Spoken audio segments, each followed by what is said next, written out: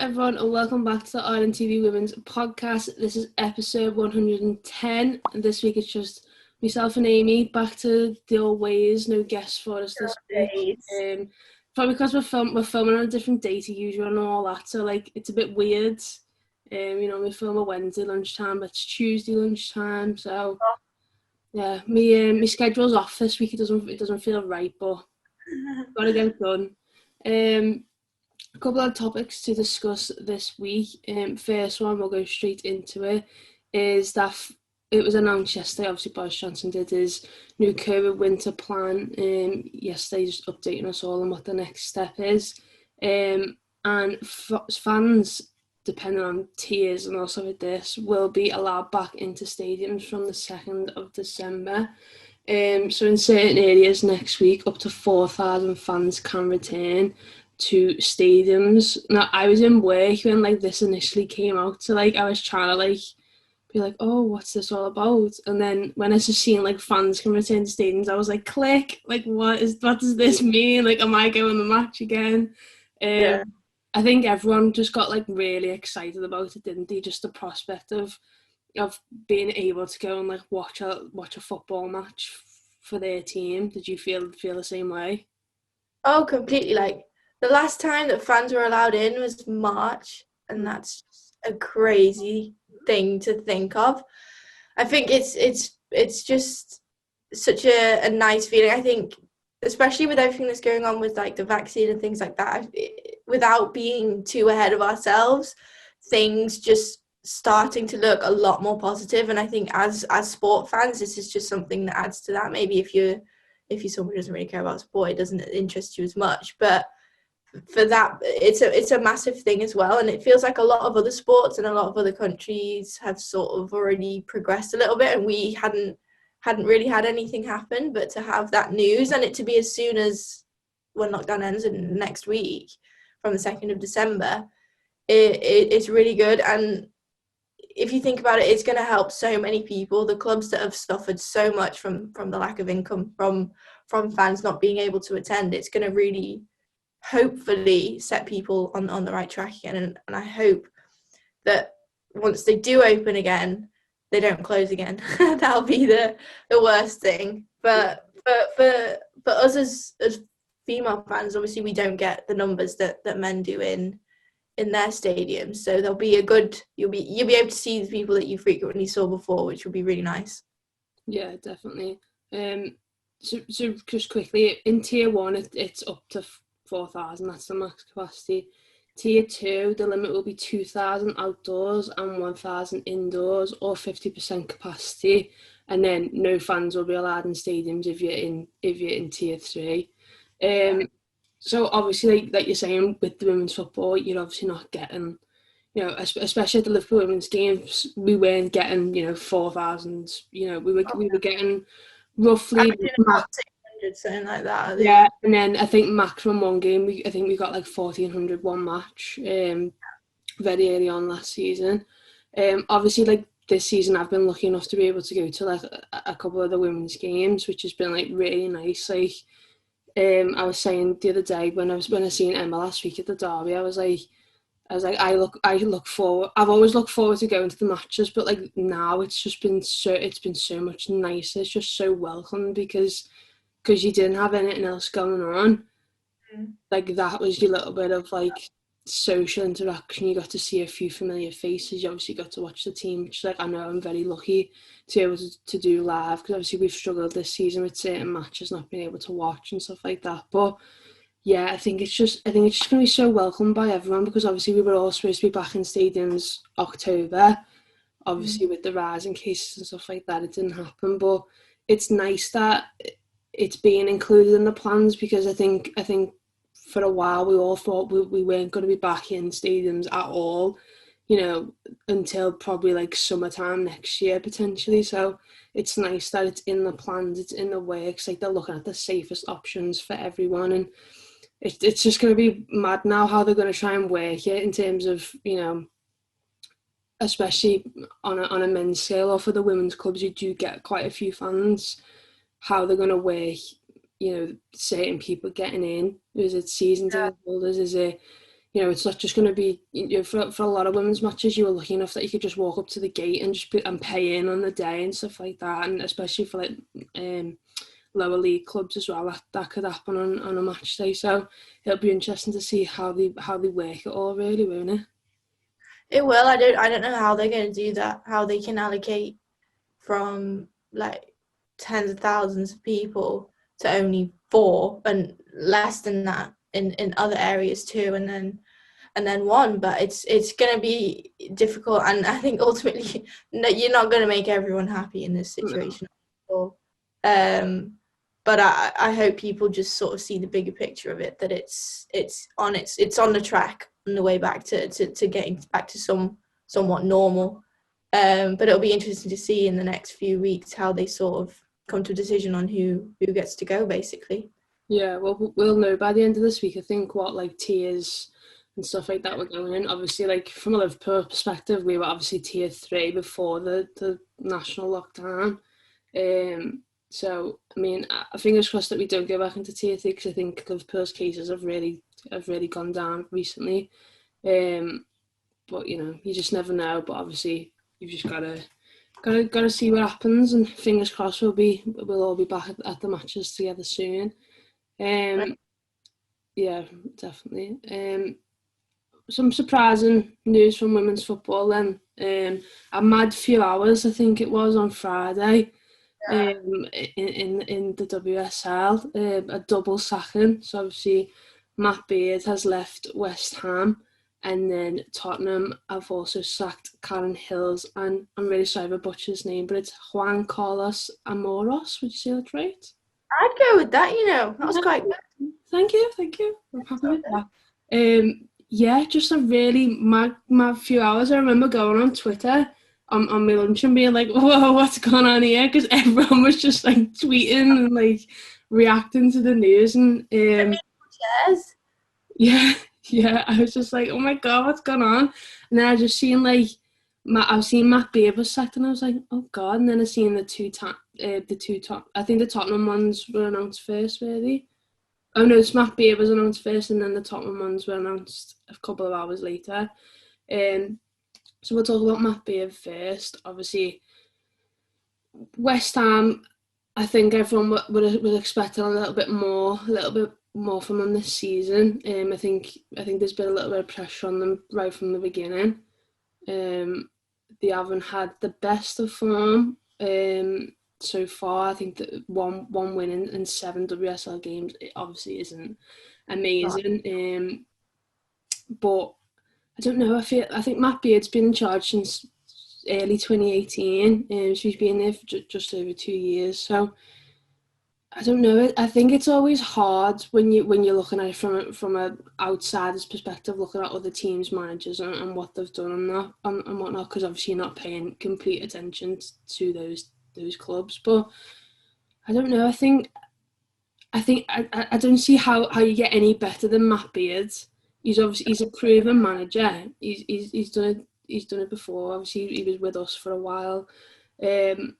And I genuinely do think he was really trying to build something at West Ham, but I think you've obviously got to look at now rather than the future, and obviously West Ham think it's best that they part company with Matt Beard. But what was your initial thoughts on that when you seen that he'd left West Ham?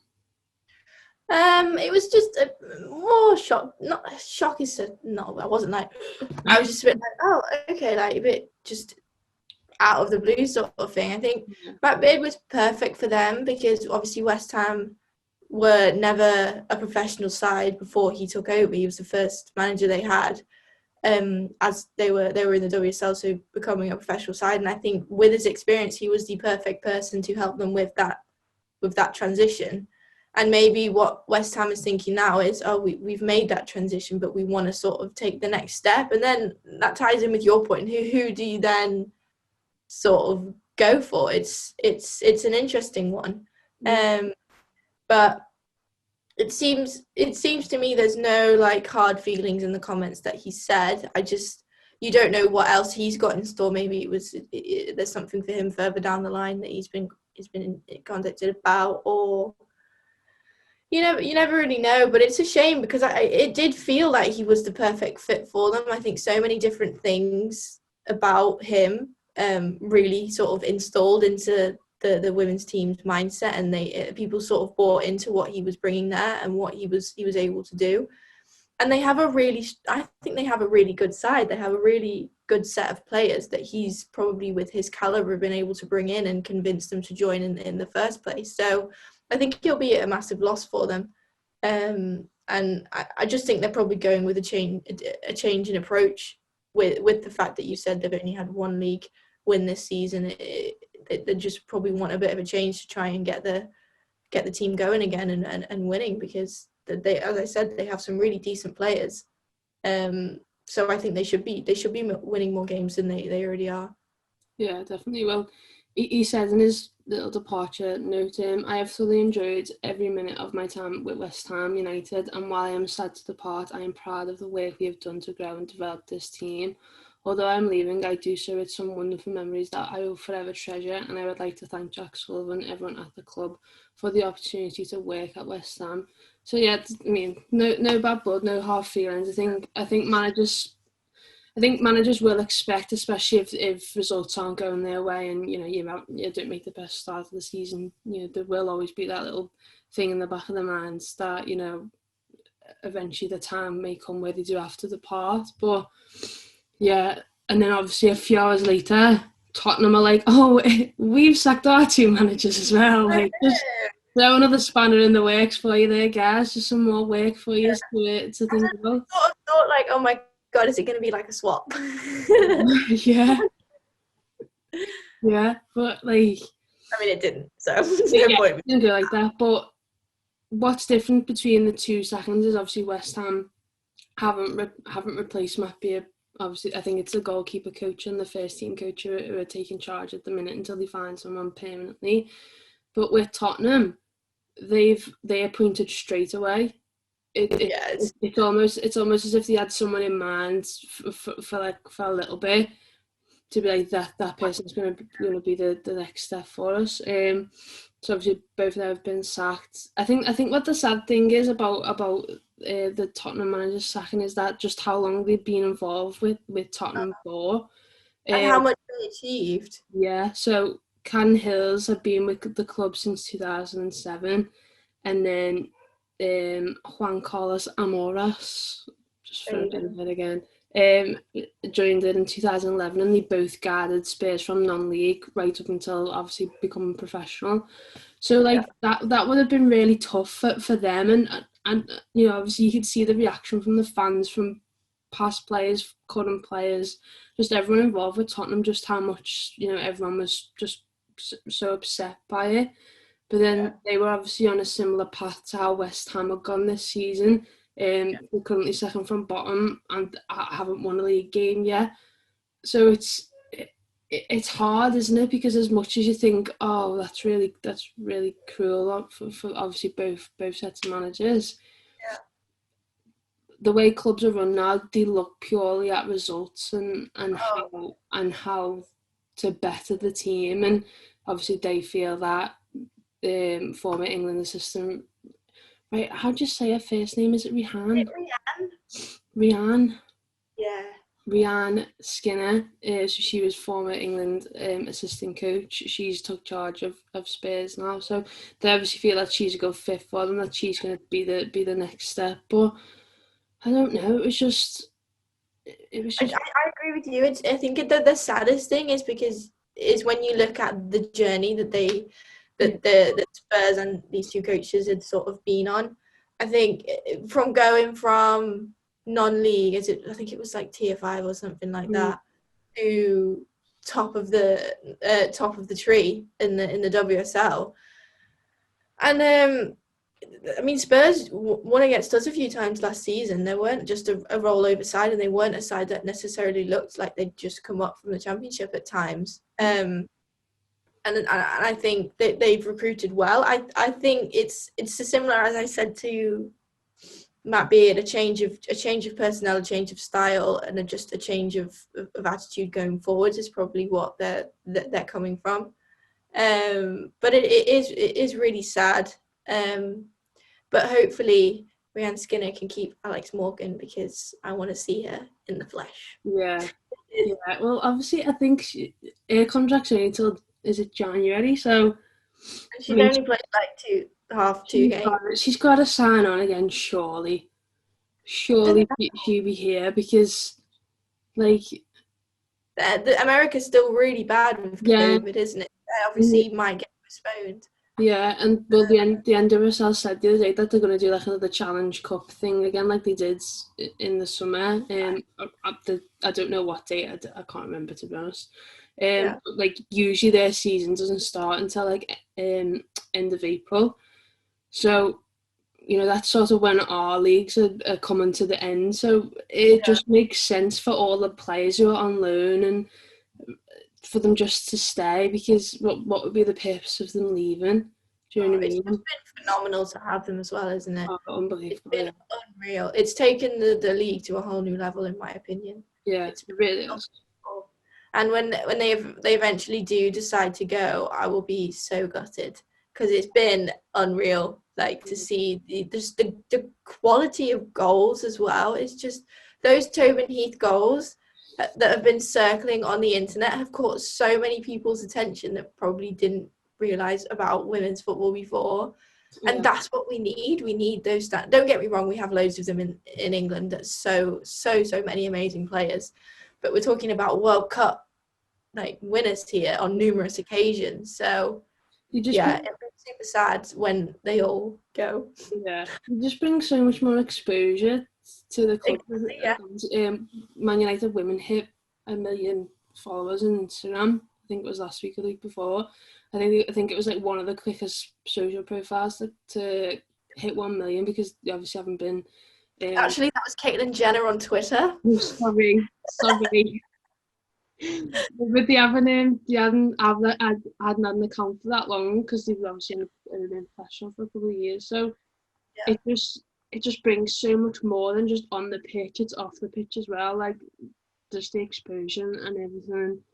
It's just for fans, like you should have seen me when Liverpool played Man United at home. Like, I was literally just looking at Tobin Heath the whole time, and I was like, oh my god, that's Tobin Heath.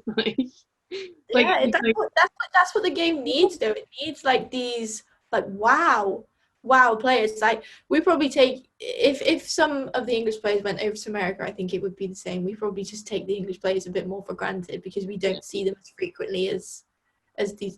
We do see them more frequently than no. What am I trying to say? We're just so used to seeing them that you're not like, oh my god, Steph Horton, do you know what I mean? Yeah. You've seen her before.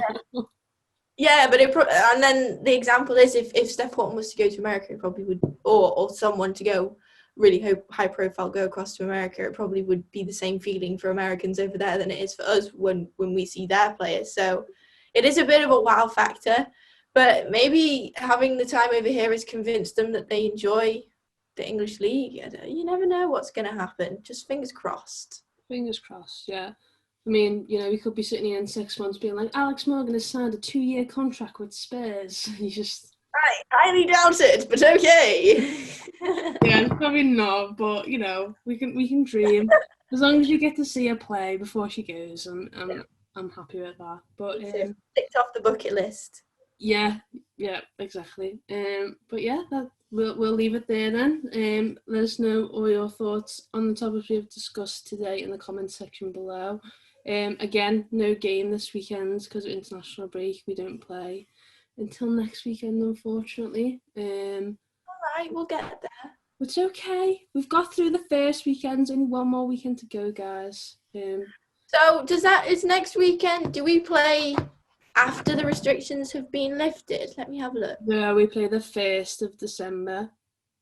So it's just... Is it the 1st? In my calendar. One sec. Yeah, so you said the 1st of December. The 6th, sorry. I was going to say the 1st of December is a Tuesday. Yeah, in my head I was like, I'm sure it's midweek. The 6th. I don't know if anyone can see this, but I must have actually, at the start of lockdown, because I wanted it to end so bad, I've actually put on 2nd of December, out of lockdown, question mark. That's so funny. Oh my That's just, God. You're getting a little alert on the morning. It'll be like, out of lockdown. oh my God, I'm going for 6 walks today. Oh, so wait, is my God, it's 24th of November? So that means the 1st of December is next week. Oh my God. Yeah. Oh my God. Next Time's Tuesday, flying. all being well. Obviously, we need to see what the tier system is, but how exciting is the fact that fans could be back in the stadiums next weekend? Like, very, very exciting. Very exciting. Yeah, definitely. Let us know on a scale of 1 to 17 how excited you are. Let us know in the comments. Yeah. But yeah, thank you very much for watching. Remember to like the video, comment, subscribe to the channel. Also keep an eye out on socials this week, as we might have another little few quizzes going out. So yeah, keep your eyes peeled for them. But thank you very much for watching, and we'll see you all next time with a new video. Bye.